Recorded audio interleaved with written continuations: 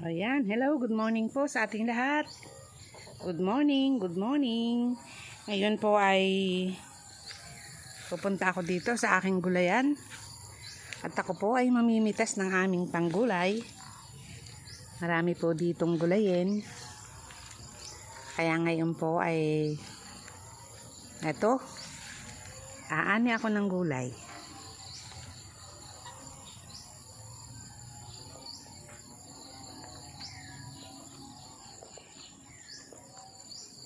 Dahil po medyo ngayon ay umuulan, kaya eto, nakapayong ako.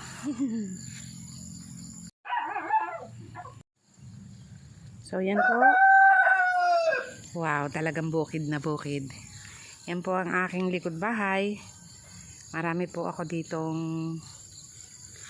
yan, mga tanim na gulayin. Sayang nga lang po yung aking mga talong namatay na. Sa sobrang ulan siguro kaya namatay na.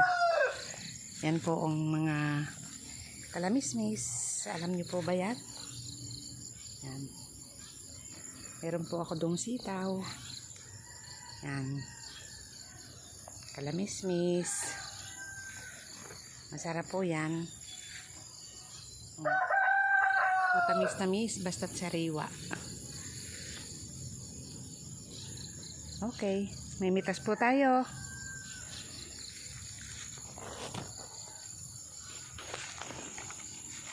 Ito po.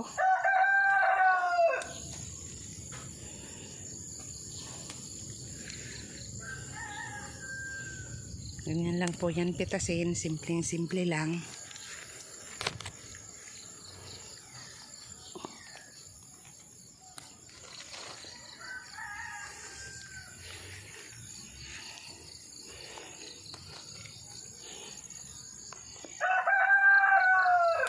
Tignan nyo po. Sarap ng buhay sa bukid.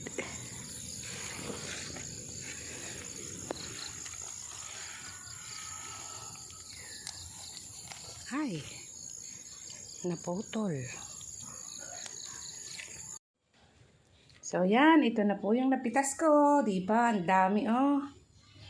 Nga pala, may puno din pala tayo ng sili doon. Kaya yun, nakakuha din tayo ng ilan. Yan ang hibal.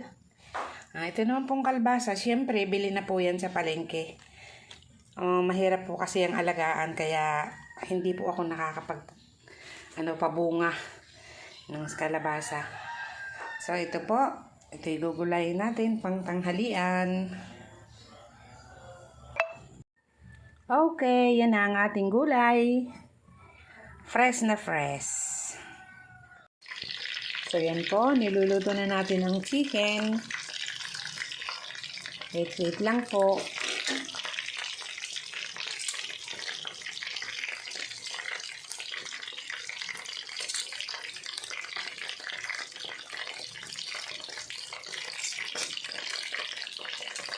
Mamaya-maya lang po, pwede na tayong kumain. So yan, luto na ang ating chicken. Pwede nang kumain. Kain tayo. Ayan, hello, good morning po sa ating lahat. Good morning, good morning. Ngayon po ay pupunta ako dito sa aking gulayan. At ako po ay mamimitas ng aming panggulay. Marami po ditong gulayin. Kaya ngayon po ay eto, aani ako ng gulay.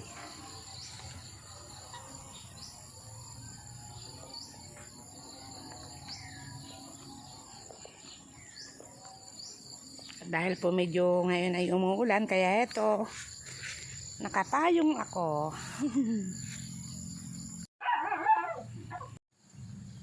So yan po. Wow, talagang bukid na bukid. Yan po ang aking likod bahay. Marami po ako ditong yan, mga tanim na gulayin. Sayang nga lang po yung aking mga talong namatay na. Sa sobrang ulan siguro kaya namatay na.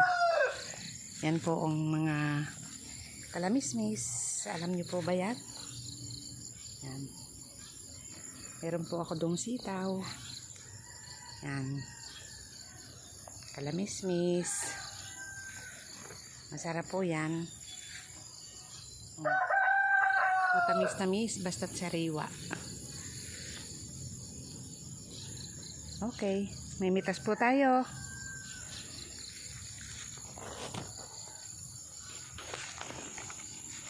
Ito po, oh.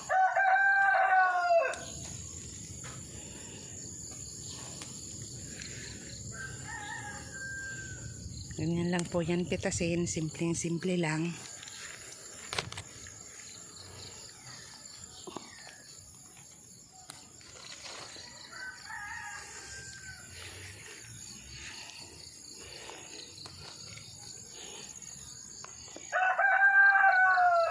Tignan niyo po.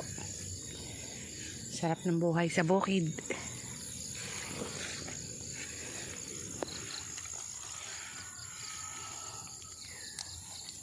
Ay, naputol. So yan, ito na po yung napitas ko. Diba? Ang dami, oh.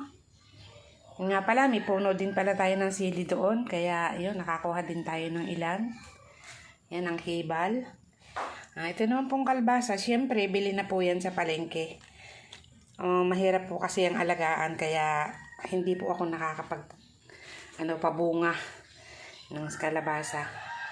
So, ito po. Ito igugulayin natin pang tanghalian. Ito, ipiprepare na po natin ang ating gulay. Fresh na fresh. Galing po sa backyard.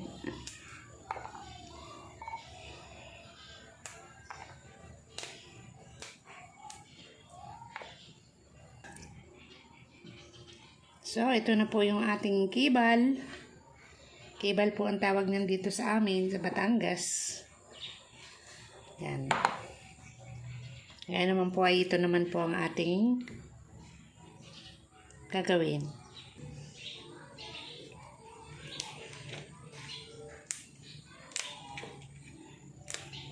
Ganito lang po ito gawin.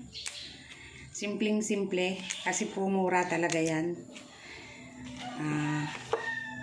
Fresh pati kaya madali lang.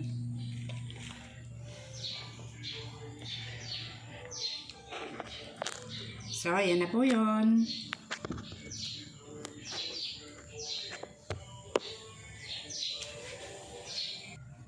At ito na po yung ating kalabasa. Yan, ready na po.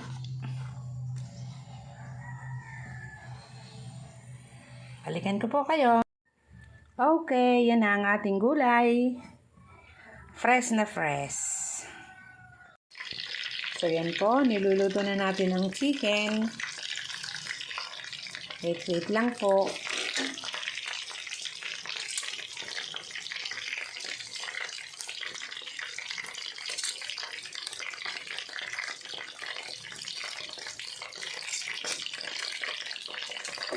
Mamaya-maya lang po, pwede na tayong kumain. So, yan. Luto na ang ating chicken. Pwede nang kumain. Kain tayo. So, yan na lang muna po, mga kasenyor.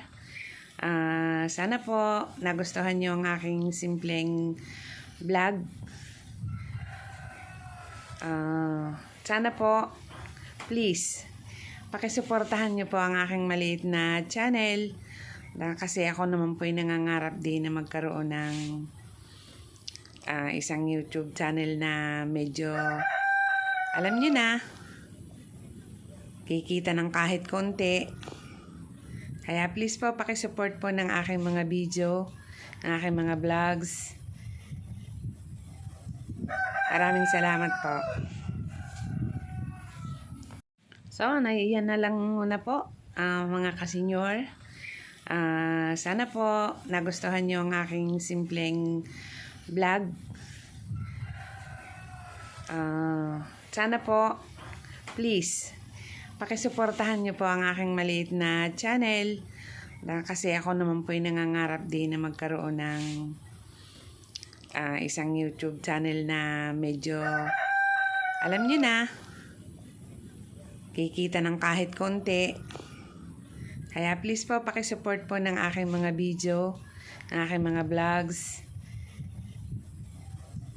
Maraming salamat po.